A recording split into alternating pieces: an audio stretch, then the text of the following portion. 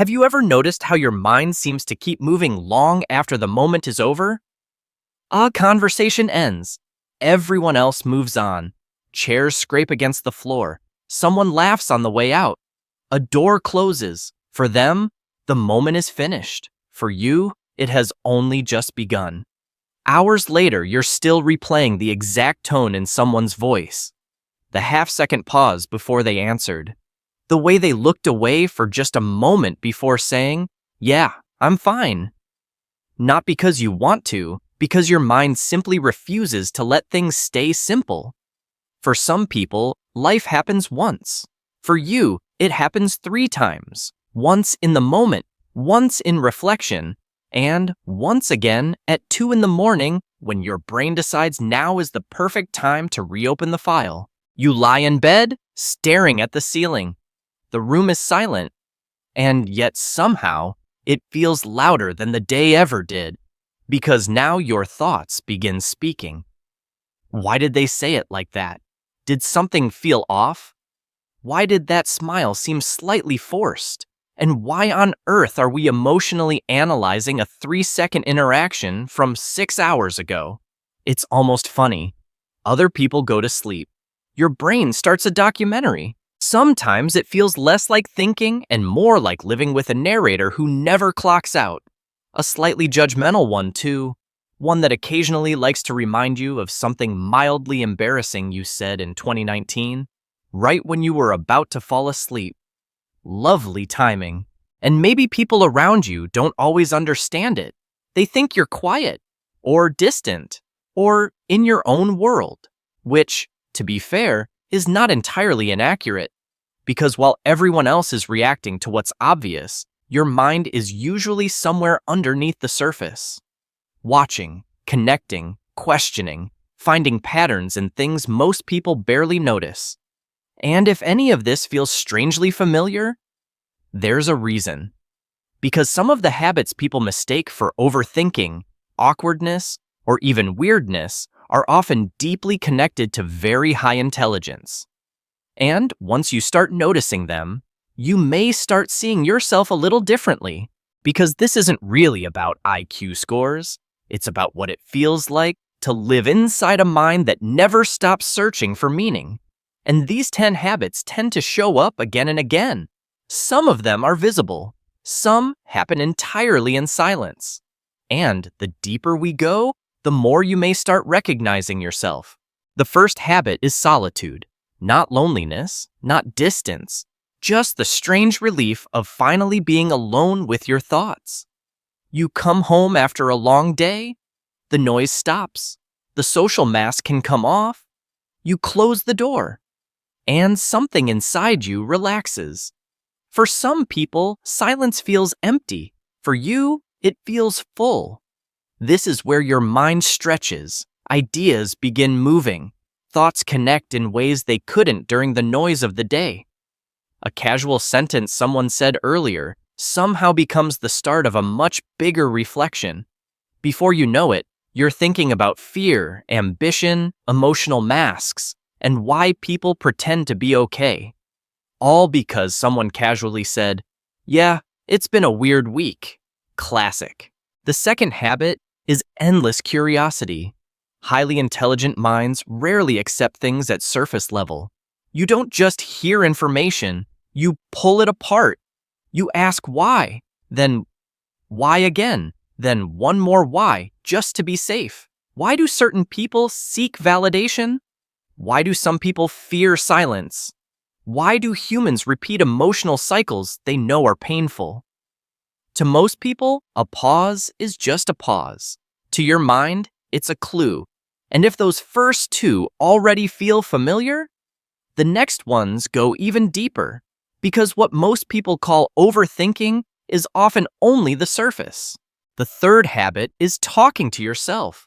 This one sounds odd until you realize how fast your thoughts move. Sometimes they need structure. You catch yourself whispering things under your breath. Okay, what exactly am I doing right now? Or, no, that definitely came out wrong. It's less strange than it sounds. Sometimes your brain just needs an external voice to keep up with the speed of what's happening internally. Basically, your mind is running a board meeting, and you accidentally became the narrator. The fourth habit is being comfortable saying, "I don't know." This one separates deep intelligence from surface confidence. You understand that certainty can be dangerous. You don't need quick answers. You need honest ones. New information doesn't offend you, it sharpens you. And when evidence changes, so do you. That's not weakness, that's mental strength. The fifth habit is overthinking small things. This is probably the most recognizable one.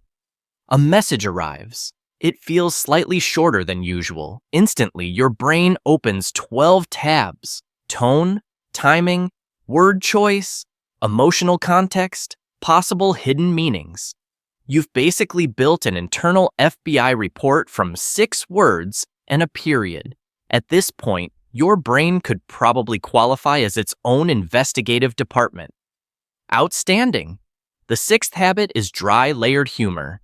Humor is often intelligence in disguise. It requires timing, pattern breaks, unexpected connections. This is why your jokes are sometimes a little too subtle.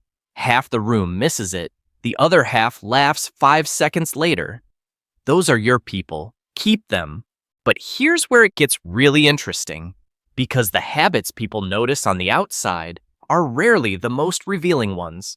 The next few happen almost entirely inside your mind, and they may explain more about the way you think than anything so far. The seventh habit is changing your mind. This one often gets misunderstood. People think changing your opinion means inconsistency, but often it means cognitive flexibility. You are willing to rebuild your beliefs when new facts arrive. Your ego is not married to being right. Your mind is married to understanding, and that makes all the difference. The eighth habit is late night thinking, and this is usually the moment where people realize this video is talking about them. The world is asleep, the room is dark, and suddenly your mind is fully awake. Thoughts about purpose, relationships, identity, life choices, memories from years ago. The ceiling becomes a cinema screen, and your brain starts projecting scenes, sometimes deep, sometimes painfully self-aware, sometimes absurdly funny, like remembering something awkward from 5 years ago and physically cringing alone in the dark. A beautiful nightly tradition. The ninth habit is observing more than speaking. In conversations, you often say less than you know, because while others are talking, you're reading.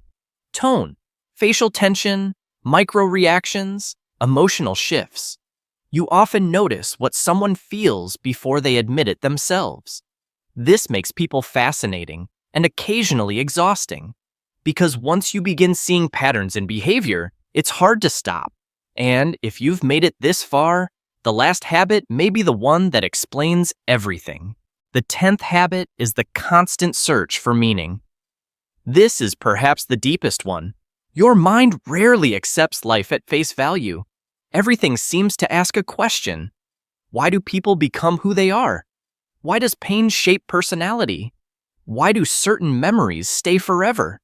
Even the smallest moments seem to hold meaning. A sentence, a silence, a look.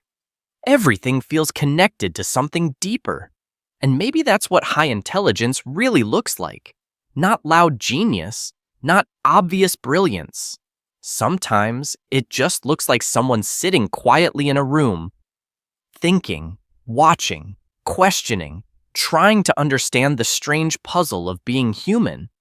Probably a little too much, but maybe that's exactly the point.